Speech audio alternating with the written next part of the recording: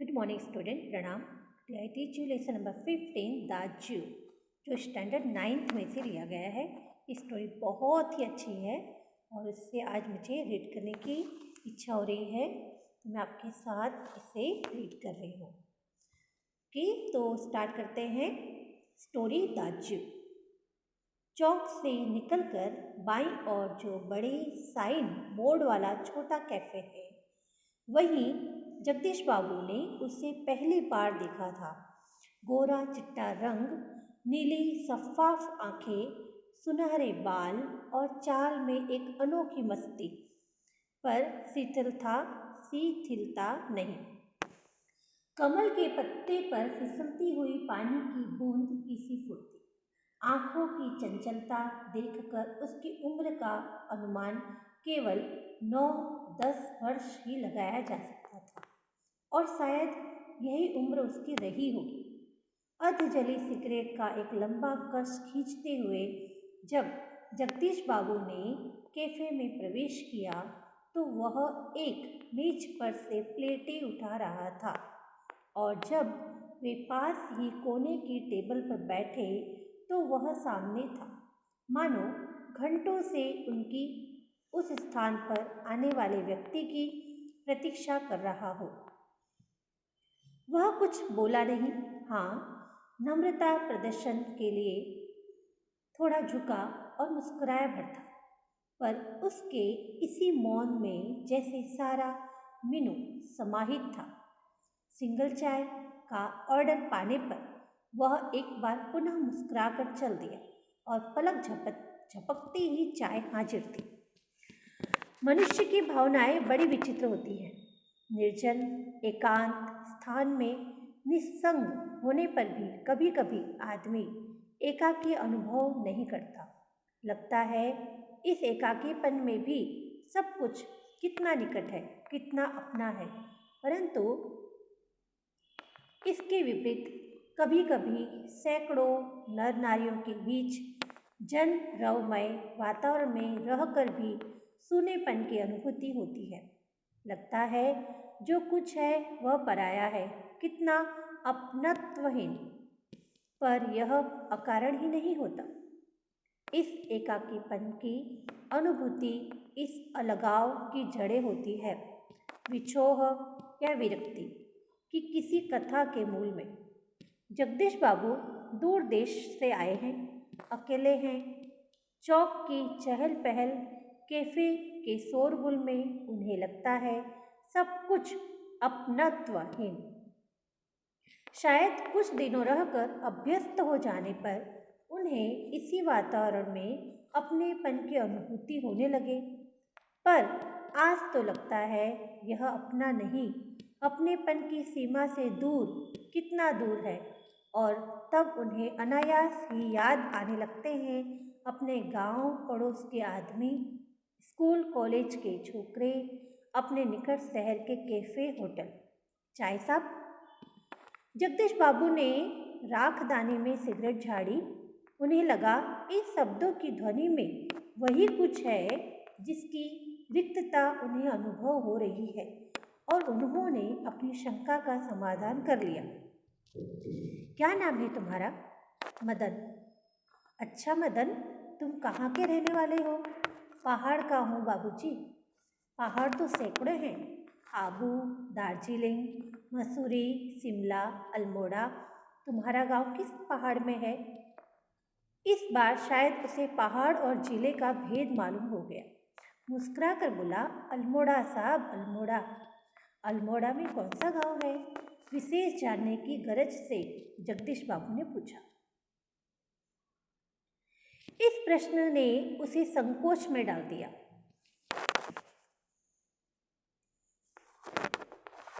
शायद अपने गांव की निराली संख्या के कारण उसे संकोच हुआ था। इस कारण टालता हुआ सा बोला, वह तो दूर है साहब, अल्मोड़ा से 15-20 मील होगा। फिर भी नाम तो कुछ होगा ही। जगदीश बाबू ने जोर देकर पूछा। डोटिया लगो, डोटिया लगो, वह सकुचाता हुआ सा बोला। जगदीश बाबू के चेहरे पर पुती हुई एकाकीपन की स्याही दूर हो गई, और जब उन्होंने मुस्कुराकर मदन को बताया कि वे भी उसके निकटवर्ती गांव के रहने वाले हैं, तो लगा जैसे प्रसन्नता के कारण अभी मदन के हाथ से ट्रे गिर पड़ेगी। उन्हें उसके मुंह से शब्द निकलना चाहकर भी न निकल सके। खोया खोया सा वह अपने अतीत को फिर लौट लौट कर देखने का प्रयत्न कर रहा हो। अतीत गांव, ऊंची पहाड़ियाँ, नदी, ईजा, माँ, बाबा, दीदी, भूली, भूली यानी होता है छोटी बहन, ईजा मीन्स होता है माँ, दाजू, दाजू मीन्स होता है बड़ा भाई। मदन को जगदीश बाबू के रूप में किसकी छाया निकट जान पड़ी? ईजा की?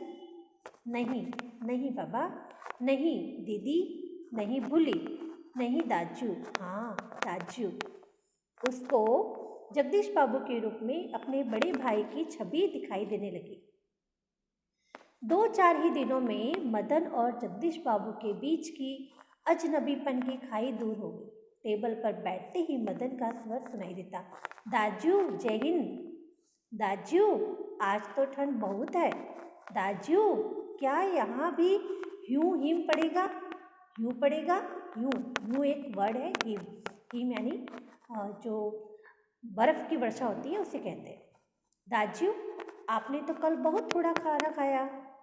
तभी किसी ओर से बॉय की आवाज़ पड़ती और मदन उस आवाज़ की प्रतिध्वनि के पहुंचने से पहले ही वहां पहुंच जाता।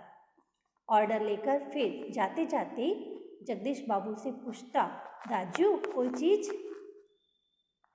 पानी लाओ। दाजू लाया, दाजू लाया, दाजू शब्द को उतनी ही आतुरता और लगन से दोहराता जितनी आतुरता से बहुत दिनों के बाद मिलने पर भी माँ अपने बेटे को चूमती है। मदन को जगदीश बाबू को देख के बहुत अच्छा लगता है, जैसे उसका बड़ा भाई उसके आसपास हो। लाया दाजू शब्द को उतनी ही आतुरता से वह लगन से दोहराता। कुछ दिनों बाद जगदीश बाबू का एकाकीपन दूर हो गया। उन्हें अब चौक, कैफे ही नहीं, सारा शहर अपनेपन के रंग में रंगा हुआ सा लगने लगा। परंतु अब उन्हें यह बार बार दाजू कहलाना अच्छा नहीं लगता और यह मदन था कि दूसरी टेबल से भी दाजू इस तरह से बुलाता रहता था। मदन इधर आओ। आया दाजू। दाजू शब्द की आवृत्ति पर जगदीश बाबू के मध्यम वर्गीय संस्कार जाग उठे। अपनत्व की पतली डोर अहम की तेज धार के आगे न टिक सकी। दाजू चाय लाऊं? चाय नहीं, लेकिन यह दाजू दाजू क्या चिल्लाते रहते हो दिन रात? किसी की प्रेस्टीज का ख्याल भी नहीं है तुम्हें? जगदीश बाबू का मुंह क्रोध के कारण तमतमा गया।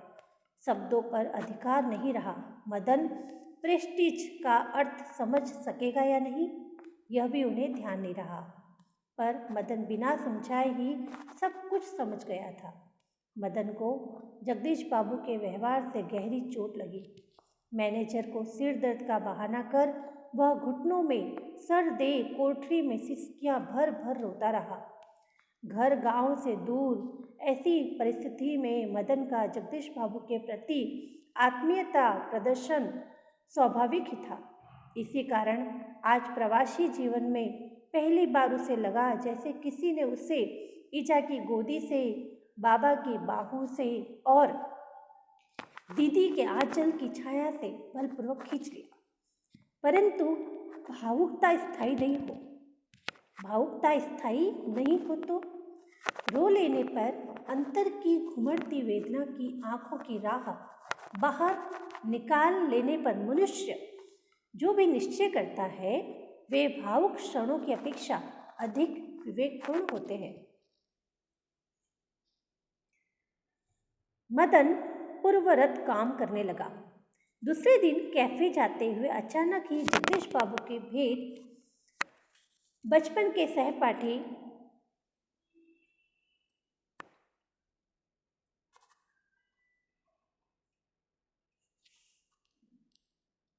हेमंत से हो गई।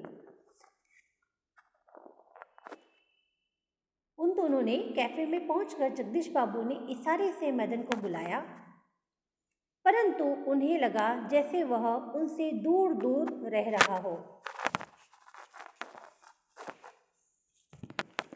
रहने का प्रयत्न कर रहा हो। दूसरी बार बुलाने पर ही मदन आया। आज उसके मुंह पर वह मुस्कान न थी और न ही उसने क्या लाओ दाजू कहा। स्वयं जगदीश बाबू को ही कहना पड़ा, 2 चाय 2 ऑमलेट, परंतु तब भी लाया दाजू कहने की अपेक्षा लाया साहब कहकर वह चल दिया, मानो दोनों अपरिचित हो। शायद पहाड़िया है, हेमंत ने अनुमान लगाया। हेमंत ने अनुमान लगाकर पूछा। हाँ, रूखा सा उत्तर दे दिया जगदीश बाबू ने और वार्तालाप का विषय ही बदल दिया। मदन चाय ले आया था। क्या नाम है तुम्हारा लड़के? हेमंत ने एहसान चढ़ाने की गरज से पूछा। कुछ क्षणों के लिए टेबल पर गंभीर मौन छा गया। जगदीश बाबू की आंखें चाय के प्याली पर ही झुकी रह गई। मदन की आंखों के सामने विगत स्मृतियां घूमने लगी। जगदीश बाबू का एक दिन ऐसे ही नाम पूछना, फिर दाजू आपने तो कल थोड़ा ही खाया, और एक दिन किसी की प्रेस्टीज का ख्याल नहीं रहता तुम्हें। जगदीश बाबू ने आंखें उठाकर मदन की ओर देखा। उन्हें लगा जैसे अभी वह ज्वालामुखी सा फूट पड़ेगा। हेमंत ने आग्रह के स्वर में दोहराया, क्या नाम है तुम्हारा? बॉय कहते हैं साहब मुझे, संक्षिप्त सा उत्तर देकर वह मुड़ गया। आवेश में उसका चेहरा लाल होकर और भी अधिक सुंदर हो गया था। इस तरह से यहाँ पर ये स्टोरी पूरी हो रही है। बहुत ही प्यारी स्टोरी है। एक छोटा सा बच्चा है जो जगदीश बाबू में अपने बड़े भाई को देख रहा है, लेकिन जब जगदीश बाबू वहाँ पर नए नए आए थे तब उनके साथ वहाँ बात करने वाला कोई नहीं था। तब उनको अकेलापन खटक रहा था। वहाँ पर उन्हें मदन अपने एक छोटे से भाई जैसा लगा, लेकिन कुछ समय के बाद ही जब उन्हें वो माहौल फा गया, यानी उनको वो माहौल में सब कुछ समझ में आने लगा, वहाँ उनके दोस्त बन गए, तब वही मदन उन्हें अच्छा नहीं लग रहा था और उन्होंने एक दिन उसका अपमान कर दिया।